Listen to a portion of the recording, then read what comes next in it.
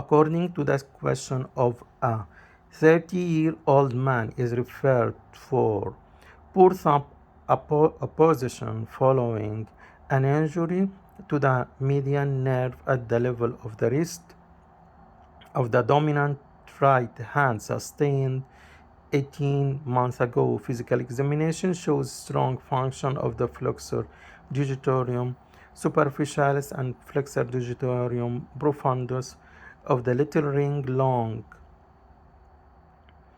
and index finger extensor of the wrist fingers, and thumb is also strong. Which of the following tendon transfers into the abductor pollicis brevis insertion is most appropriate for correction of that deficit in this patient?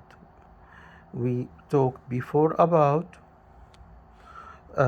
transfer of the extensor carpi radialis brevis, transfer of the extensor indicis proprius, transfer of the FDP of the ring finger, transfer of the flexor carpi ulnaris, and transfer of the flexor palmaris longus. And the answer is the transfer of the extensor indicis proprius.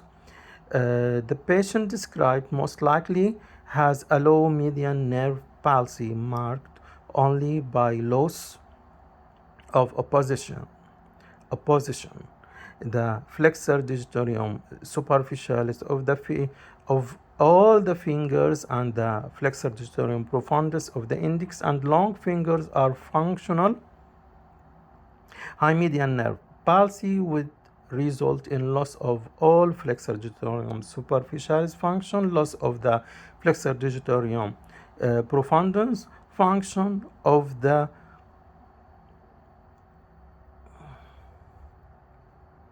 index and long finger, and loss of flexor palmaris longus function. There are therefore a tendon transfer that specifically addresses opposition is necessary. Transfer of either the flexor digitorum superficialis of the ring finger of the extensor indicis proprius is appropriate.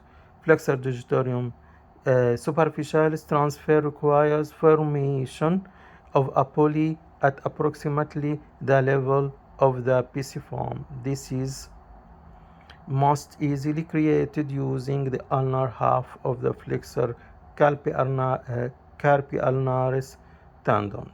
The AIP tendon is long and can be easily routed around the ulnar aspect of the forearm and still reach the thumb proximal phalanx, obviating the need for poly.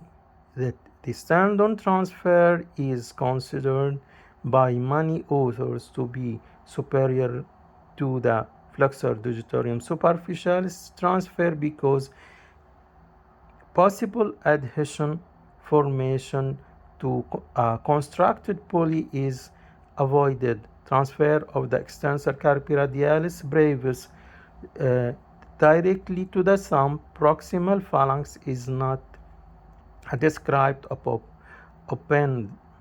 opponentsplasty and would disrupt the most centralized wrist extender.